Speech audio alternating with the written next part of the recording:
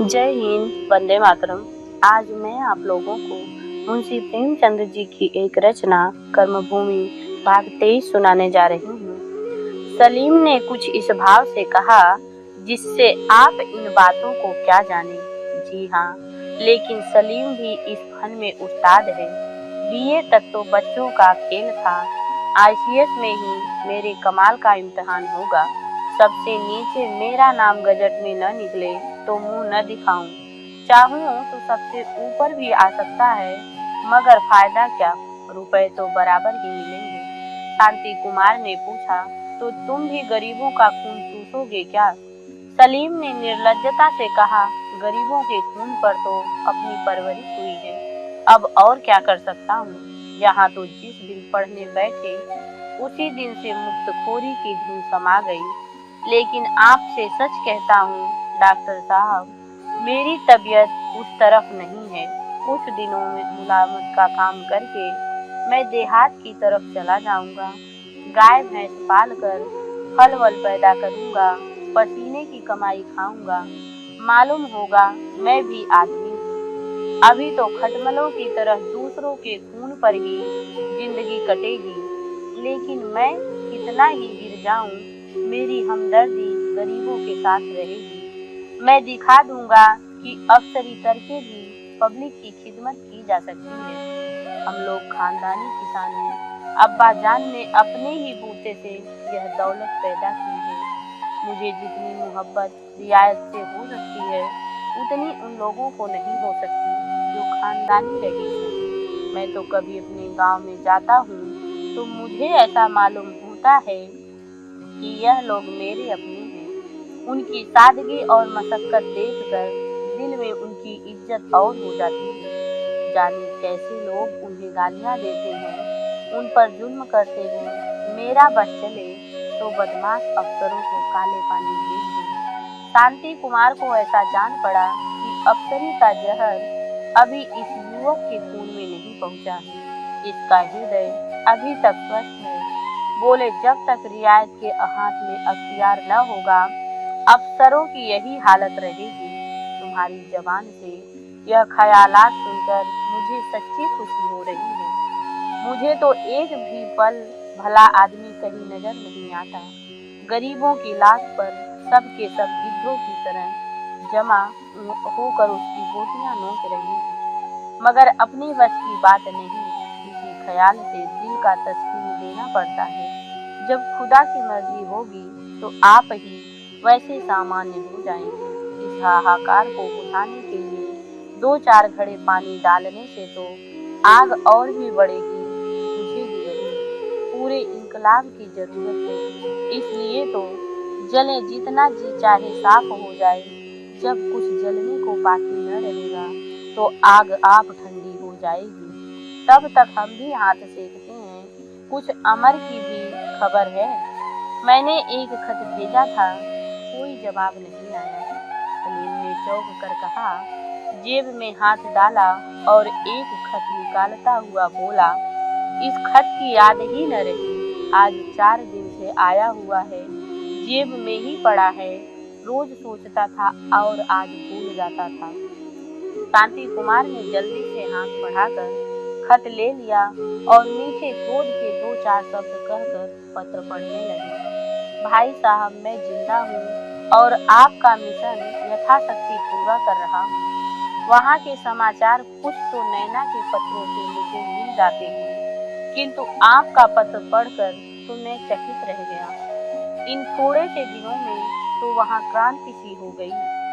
मैं तो इस सारी जागृति का श्रेय आपको देता हूँ और सुखदा तो अब मेरे लिए पूजनीय हो गई है। मैंने उसे समझने में कितनी भयंकर भूल की, यह याद करके मैं विकल हो जाता हूँ। मैंने उसे क्या समझा था और वह क्या निकली। मैं अपने सारे दर्शन और विवेक और उत्सर्ग के वह कुछ न कुछ कर सका जो उसने एक क्षण में कर दिखाया। कभी गर्व से सिर उठा लेता हूँ, कभी लज्जा से सिर झुका लेता हूँ। हम अपने निकटतम प्राणियों के विषय में कितने अज्ञान हैं, इसका अनुभव करके मैं रो उठता हूँ। कितना महान अज्ञान है।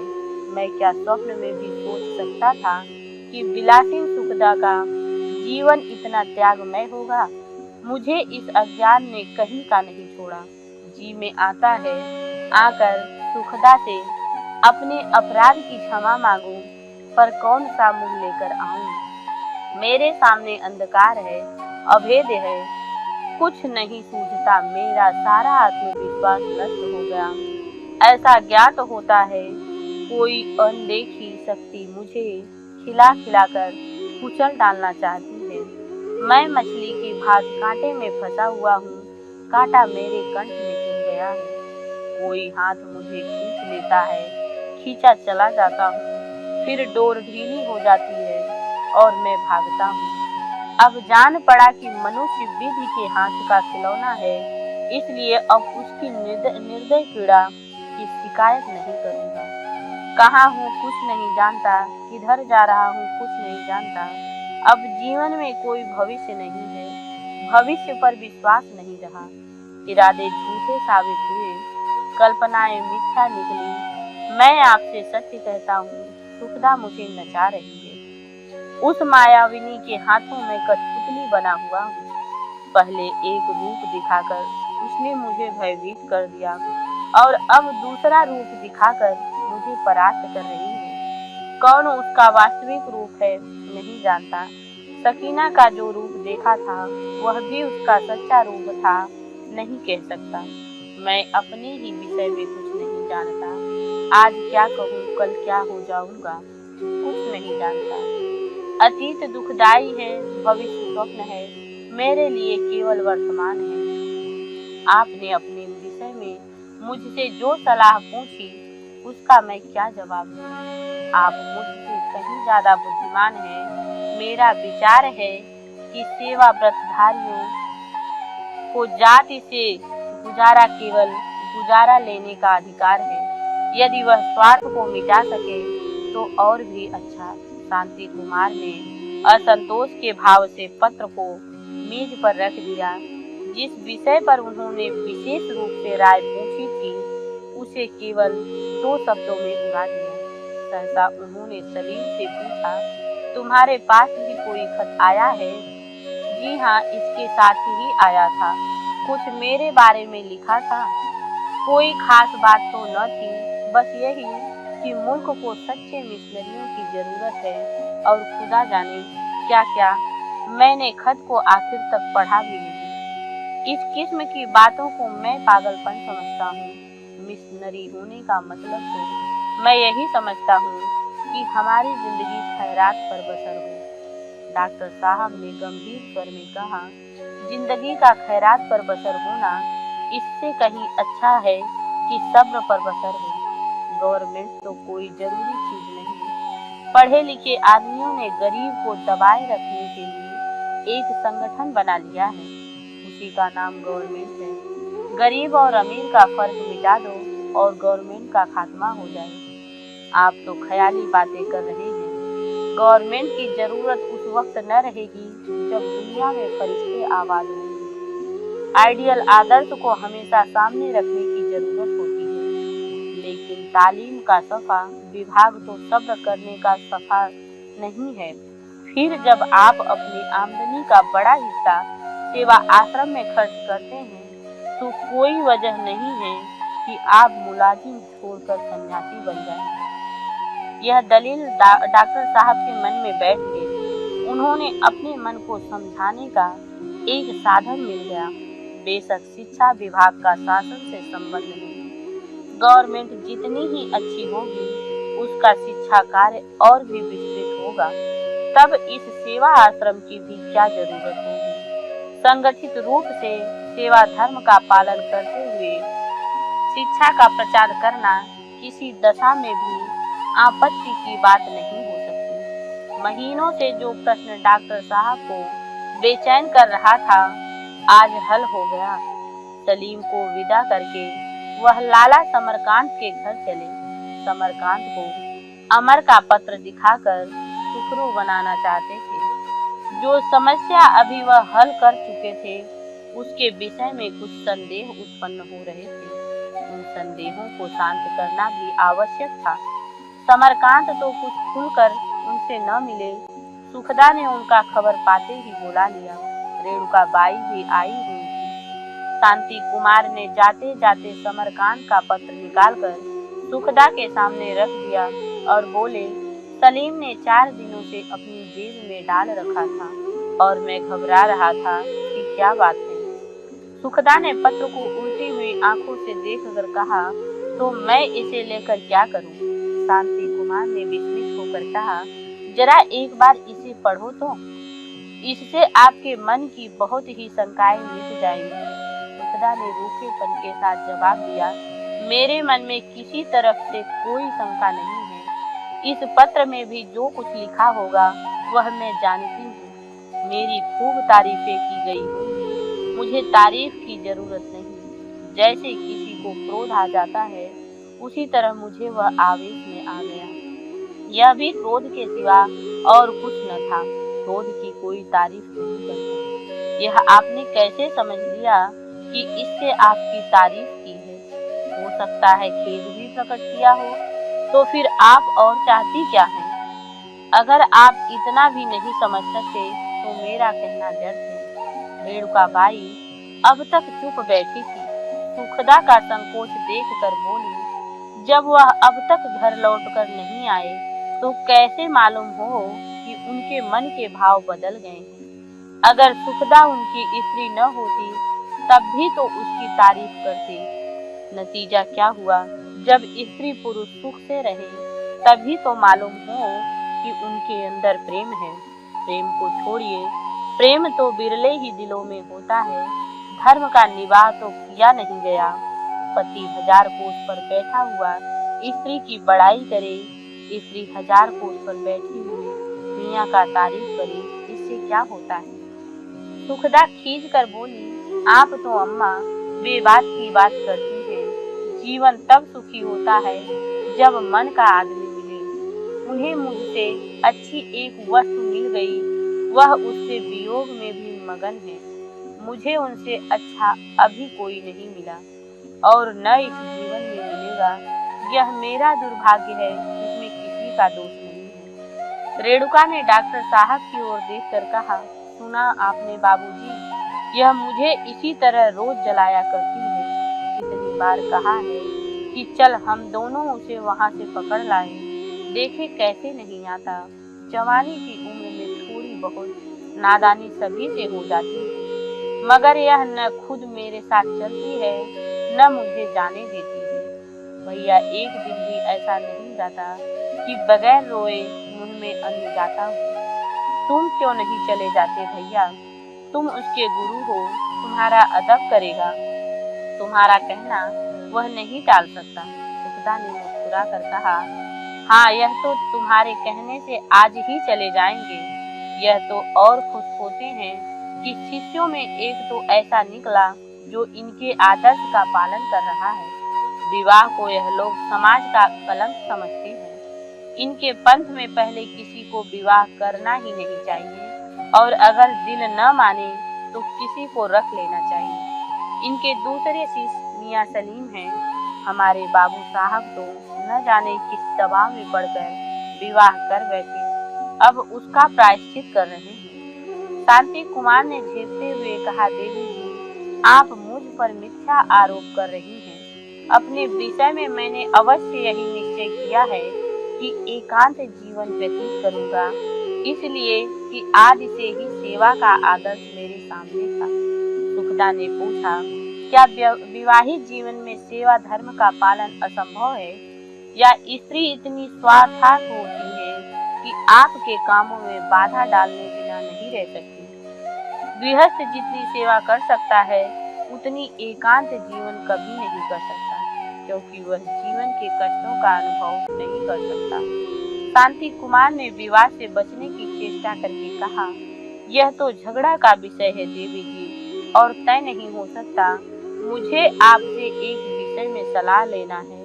आपकी माता जी भी हैं और यह भी शुभ है। मैं सोच रहा हूँ क्यों न नौकरी से इस्तीफा देकर सेवा आश्रम का काम करूं। सुखदा ने इस भाव से कहा, मानो यह प्रश्न करने की बात ही नहीं। अगर आप सोचते हैं कि बिना इस्तीफा दिए आप बिना किसी के सामने हाथ फैलाए अपना निर्वाह कर सकते हैं तो जरूर इस्तीफा दे दीजिए। यो तो काम करने वाले का भार संस्था पर होता है, लेकिन इससे भी अच्छी बात यह है कि उसकी सेवा में स्वार्थ का लेश भी न हो। शांति कुमार ने जिस तर्क से अपना चित्त शांत किया था वह यहाँ फिर जवाब दे गए, फिर उसी उधड़े गुण में पड़ गए। सहसा रेणुका ने कहा, आपका सेवा आश्रम में कोई कोष भी है? आश्रम में अब तक कोई कोष न था। चंदा इतना न मिलता था कि कुछ बचत हो सकती। शांति कुमार ने इस अभाव को मानो अपने ऊपर लांछन समझकर कहा, जी नहीं, अभी तक तो कोष नहीं बना सका, पर मैं यूनिवर्सिटी से छुट्टी पा जाऊं तो इसके लिए उद्योग करूंगा। रेणुका ने पूछा, कितने रुपए हो तो आपका सेवा आश्रम चलने लगे? शांति कुमार ने आशा की स्फूर्ति का अनुभव करके कहा, आश्रम तो एक यूनिवर्सिटी भी बना सकता है, लेकिन मुझे 3-4 लाख रुपए मिल जाएं तो मैं उतना ही काम कर सकता हूँ जितना एक यूनिवर्सिटी में 20 लाख में भी नहीं हो सकता। रेणुका ने मुस्कुराकर कहा, अगर आप कोई ट्रस्ट बना सके तो मैं आपकी कुछ सहायता कर सकती हूँ। बात यह है कि जिस संपत्ति को अब तक संचती आई हूँ उसका अब कोई भोगने वाला नहीं है। अमर का हाल आप देख ही रहे हो, सुखदा भी उसी रास्ते पर जा रही है, तो फिर मैं भी अपने लिए कोई रास्ता निकालना चाहती हूँ। मुझे आप गुजारे के लिए 100 रुपए महीने ट्रस्ट से दिला दीजिएगा। मेरे जानवरों को खिलाने पिलाने का भी ट्रस्ट पर भार होगा। शांति कुमार ने डरते डरते कहा, मैं तो आपकी आज्ञा तभी स्वीकार कर सकता हूँ जब अमर और सुखदा मुझे सहज अनुमति दे, फिर बच्चे का हक भी तो है। सुखदा ने कहा, मेरी तरफ से इस्तीफा है और बच्चे के दादा का धन क्या थोड़ा है, औरों की मैं नहीं कह सकती। रेणुका खिन्न होकर बोली, अमर को धन की परवाह ही नहीं है तो औरों से भी कम दौलत कोई दीपक तो है न, जिससे प्रकाश फैलता रहे। जिन्हें उसकी जरूरत नहीं उनके गले क्यों लगाई जाए? रुपए का भार कुछ कम नहीं होता। मैं खुद नहीं संभाल सकती, किसी शुभ कार्य में लग जाए वह कहीं अच्छा। लाला समरकांत तो मंदिर और शिवालय की राय देते हैं, पर मेरा जी उधर नहीं जाता। मंदिर तो यूं ही इतने हो रहे हैं कि पूजा करने वाले नहीं मिलते। इच्छा दान महादान, और वह भी उन लोगों में जिनका समाज ने हमेशा बहिष्कार किया है। मैं कई दिन से सोच रही हूँ और आपसे मिलने वाली थी। अभी मैं 2-4 महीने और दुविधा में पड़ी रहती, पर आपके आ जाने से मेरी दुविधाएं मिट गई। धन देने वालों की कमी नहीं है, लेने वालों की कमी नहीं है। आदमी यही चाहता है कि धन सुपात्र को दे जो दाता को इच्छानुसार खर्च करे। यह नहीं कि मुफ्त का धन पाकर उड़ाना शुरू कर दे। दिखाने को दाता की इच्छानुसार थोड़ा बहुत खर्च कर दिया, बाकी किसी न किसी बहाने से घर में रख लिया। यह कहते हुए उसने मुस्कुराकर शांति कुमार से पूछा, आप तो धोखा नहीं देंगे? शांति, नीयत क्या है आपकी? यह मैं खुद नहीं जानता। आपका मुझ पर इतना विश्वास कर लेने का कोई कारण भी नहीं है। सुखदा ने बात संभाली, यह बात नहीं है डॉक्टर साहब, अम्मा ने हंसी की थी। विष माधुरी के साथ भी अपना असर करता है। यह तो बुरा मानने की बात न थी। मैं बुरा नहीं मानता। अभी 10-5 वर्ष मेरी परीक्षा होने दीजिए। अभी मैं इतने बड़े विश्वास के साथ योग्य नहीं हुआ हूँ। रेणुका ने परास्त होकर कहा, अच्छा साहब, मैं अपना प्रश्न वापस लेती हूँ। आप कल मेरे घर आइएगा, मैं मोटर भेज दूंगी। ट्रस्ट बनाना पहला काम है, मुझे अब कुछ नहीं पूछना है। आपके ऊपर मुझे पूरा विश्वास है। डॉक्टर साहब ने धन्यवाद देते हुए कहा, मैं आपके विश्वास को बनाए रखने की चेष्टा करूंगा। रेणुका बोली, मैं चाहती हूँ जल्दी ही इस काम को कर डालो, फिर नैना का विवाह आ पड़ेगा तो महीनों फुर्सत नहीं मिलेगी। शांति कुमार ने जैसे सिहर कर कहा, अच्छा नैना देवी का विवाह होने वाला है, यह तो बड़ी शुभ सूचना है। मैं कल ही आपसे मिलकर सारी बातें तय कर लूंगा, अमर को भी सूचना दे दूंगा। सुखदा ने कठोर स्वर में कहा, कोई जरूरत नहीं। रेणुका बोली, नहीं, आप उनको सूचना दे दीजिएगा, शायद आए, मुझे तो आशा है जरूर आएंगे। डॉक्टर साहब यहाँ से चले तो नैना बालक को लिए मोटर से उतर रही थी। शांति कुमार ने आहत कंठ से कहा, तुम अब चली जाओगी नैना। नैना ने सिर झुका लिया, पर उसकी आंखें सजल हो गई। जय हिंद, जय भारत। अगले भाग में